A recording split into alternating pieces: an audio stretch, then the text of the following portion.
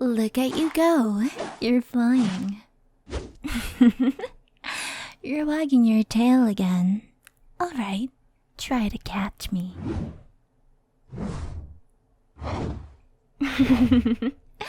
You can't keep up. You still have a lot to learn. Oh, it looks as if the rain is starting to move in. It looks pretty intense. I know you're having a lot of fun, but I think it's time for us to head home.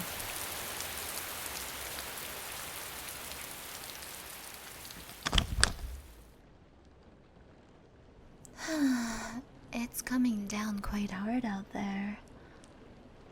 However, the village shouldn't be in any danger of flooding. The village is designed to keep from flooding, actually. Besides, the 𝗵𝐴𝐴 will deal with it if it starts getting out of control. Ever since we've met in this forest, our lives have changed a lot.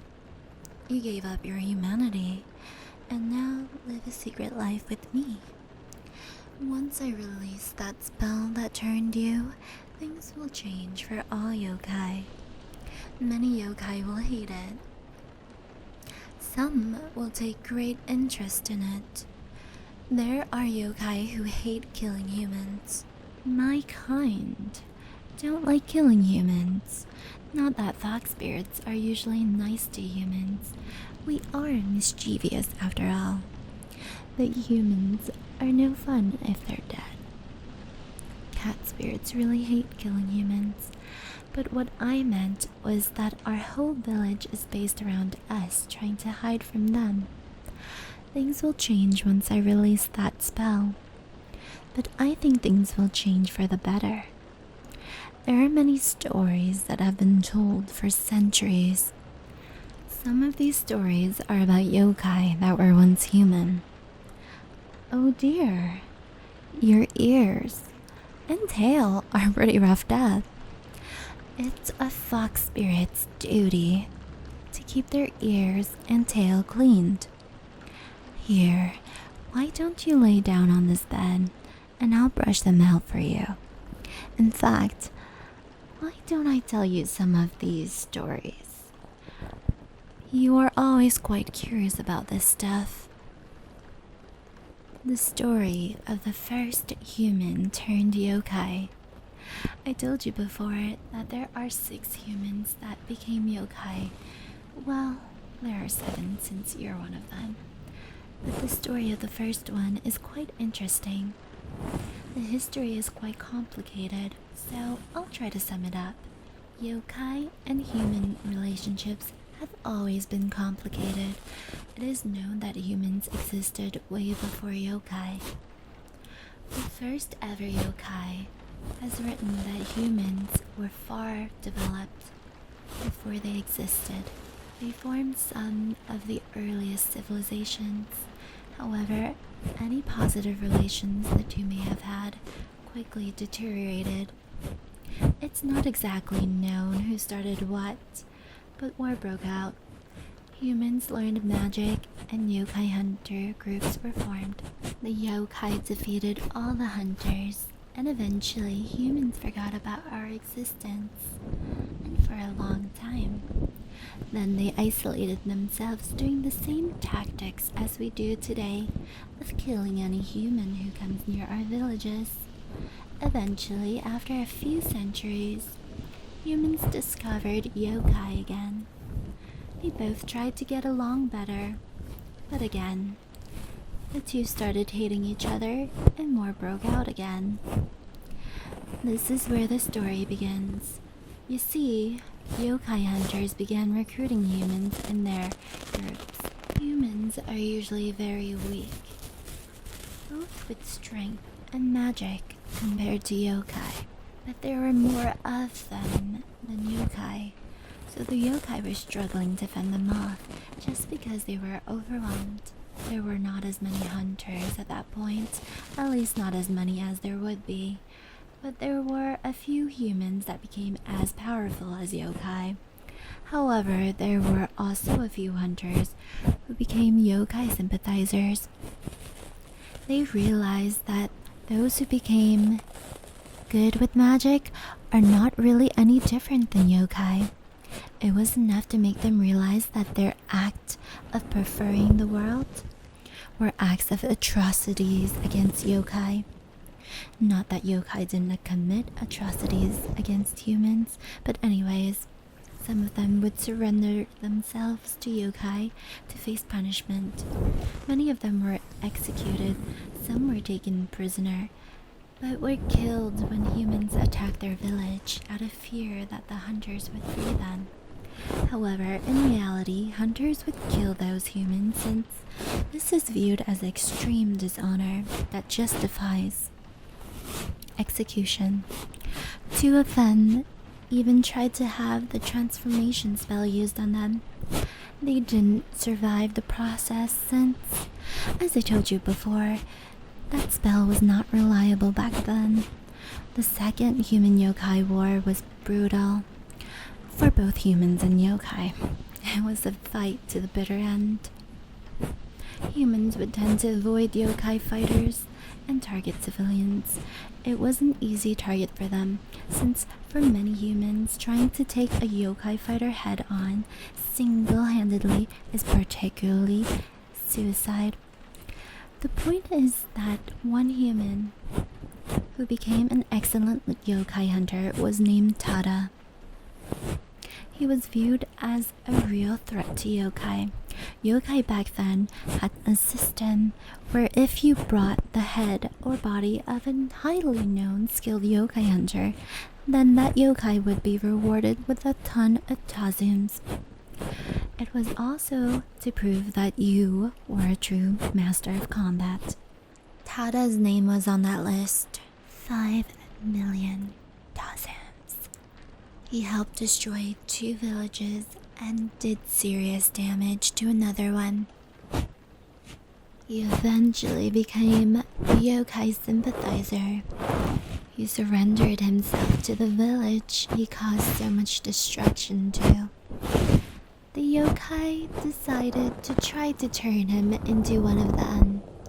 They used the spell on him and it worked. He became a fox spirit. He swore to use his new existence to protect other yokai and to put their lives before him. However, the yokai put him on the front lines of defense and hoped he would die, taking out as many humans as he could before that. The thing is that he survived every battle. Many hunters were shocked and horrified when the news got out that one of their most skilled hunters was now fighting for yokai and was a yokai. They pretty much put a massive bounty on his head.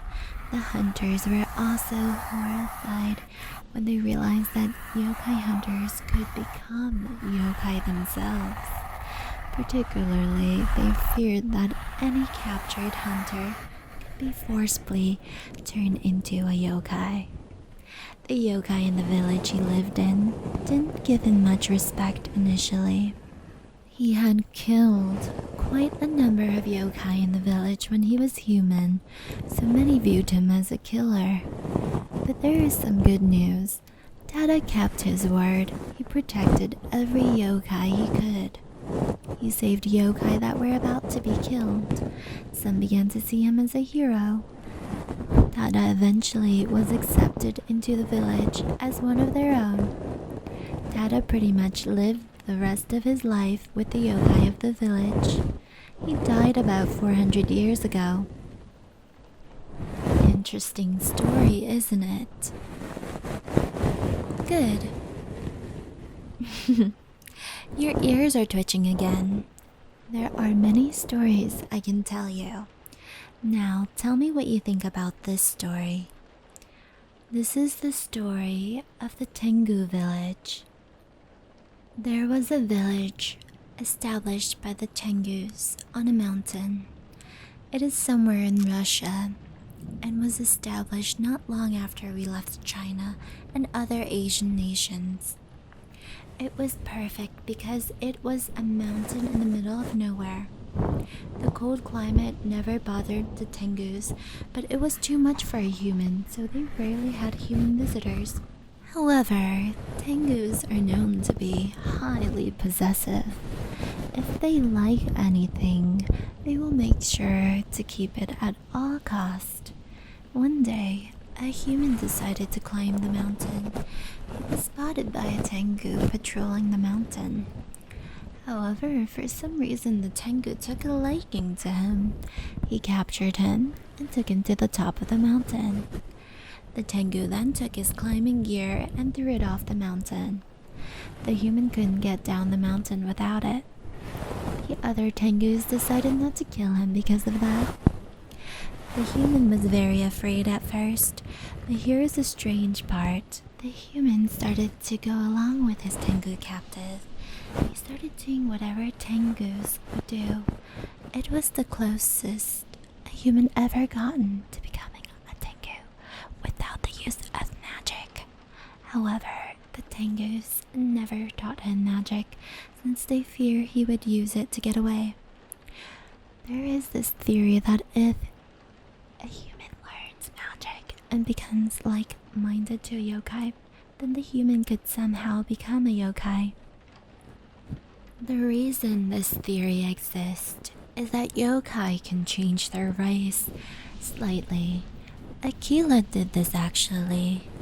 She was born a wolf spirit, but at a young age, she grew fascinated with 𝗻𝗄𝑠.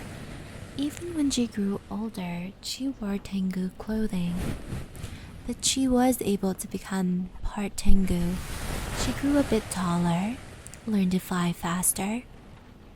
She did become a little physically weaker, but her magic skills became a lot stronger. She even learned to cast some 𝗻𝗄𝑠 magic. So, yokai can adapt traits of other yokai races. Anyways, some yokai believe that humans can learn yokai magic and learn to behave just like us. With that, there's the belief that humans could become yokai more easily. This has never been tested since yokai never get the chance to do it, since it takes a lot of time. They usually can't afford that time, or in this case, the human didn't learn magic. The human eventually died when he grew old. It's said that he did enjoy his life with the 𝗻𝗄𝑠 up there, even if he was freezing often. The village is still there today. However, it's no longer a 𝗻𝗄𝑠 village. Some other yokai race lived on the mountain when it was established. But nowadays, there are more types of yokai living there. Many different types. Particularly, the wolf spirits started moving up there over time. But plenty of other fox spirits and tanukis live on that mountain. Although you'll never find any 𝗵𝗵s living in the cold village. 𝗻𝗄𝑠 are interesting, aren't they? They are one of the fastest, if not the fastest yokai. They are also one of the most skilled with magic. Fox spirits are more powerful, but 𝗻𝗄𝑠 are not one to be underestimated. They are even weaker physically compared to us though. Alright, your ears should be all good now. Now let's do your tail. Sorry, I made you flinch. Just try to relax your tail while I brush it. Why don't I tell you the story about another human turned yokai? This is the story of 𝗻𝗂 and her hunt. 𝗻𝗂 is the fourth human to become a yokai. She has a very similar story to 𝗏𝗏. She was an excellent yokai hunter. She became a sympathizer and was turned into a yokai. The yokai didn't accept her at first, but eventually they warmed up to her. I think the yokai she became is sort of interesting. During her time as a human, she was not a frontline hunter. She would hide herself, and scan the battlefield to find a valuable target. Once she found her target, she would watch her target, and like an assassin, when the time was right, she would strike fast, killing her target within seconds.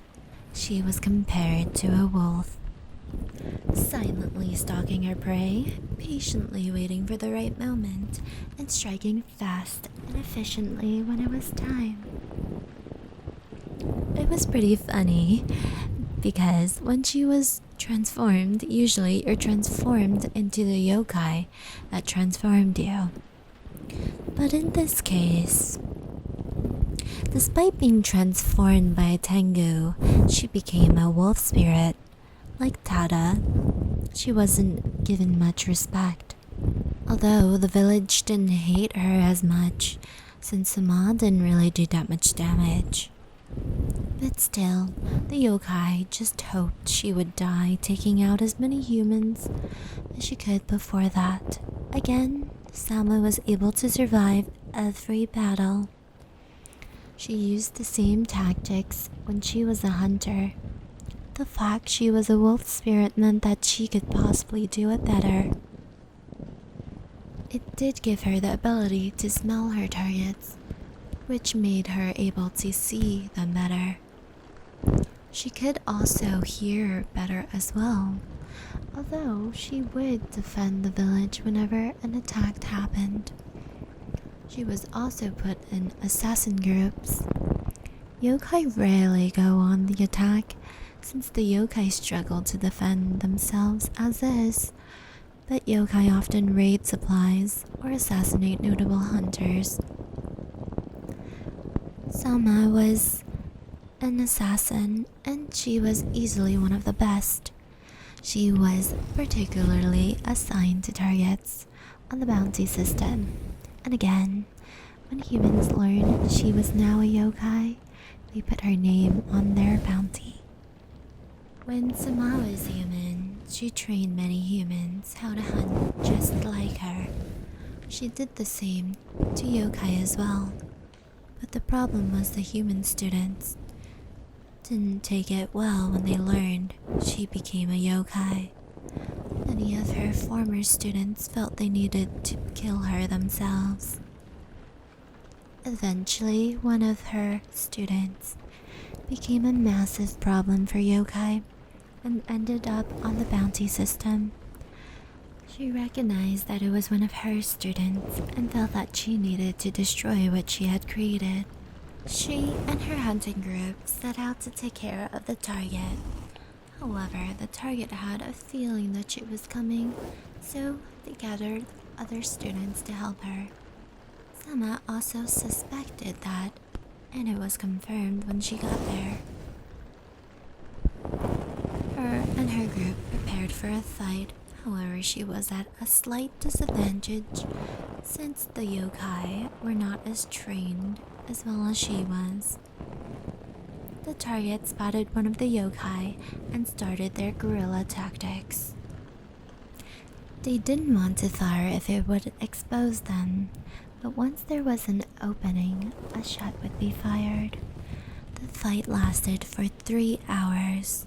Normally, Sama's fights would only last at most 15 minutes. The students made a couple mistakes, exposing their location. Sama was able to hunt them down. There were 3 remaining hunters that retreated, but later yokai were able to hunt them down as well. Sama is still alive today, despite everything she has gone through. It is said she is actually quite nice. Wasn't that amazing? I'm always a bit worried that the yokai here will find out that you were once human, even though we are trying to hide it. 𝗏𝗏 and Sama have done terrible things, yet the yokai were eventually accepting of them. So if those two could be accepted, then you should be as well.